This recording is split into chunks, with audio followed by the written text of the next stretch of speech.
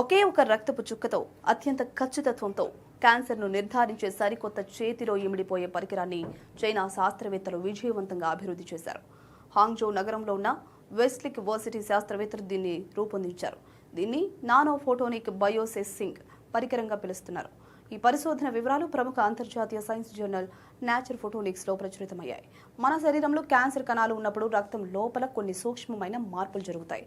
వీటిని విశ్లేషించడానికి శాస్త్రవేత్తలు ఈ పరికరంలో ప్రత్యేకమైన కాంతి కిరణాలను ఉపయోగిస్తారు.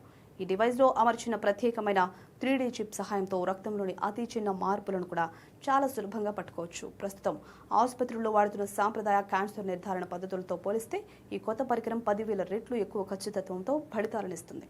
అలాగే సాధారణంగా క్యాన్సర్ నిర్ధారణకు వాడే వైద్య పరికరాలు చాలా పెద్ద పరిణామంలో ఉంటాయి. కానీ ఇది అరచేతిలో ఇమిడిపోతుంది. పరీక్ష కోసం రోగి శరీరం నుండి సిరంజీల కొద్దీ రక్తం తీయాల్సిన అవసరం లేదు. కేవలం ఒక చుక్క రక్తం ఇస్తే సరిపోతుంది. దీనివల్ల క్యాన్సర్ను మొదటి దశలోనే గుర్తించి రోగులకు త్వరితగతిన చికిత్స అందించి ప్రాణాలను కాపాడే అవకాశాలు ఎక్కువగా ఉంటాయి.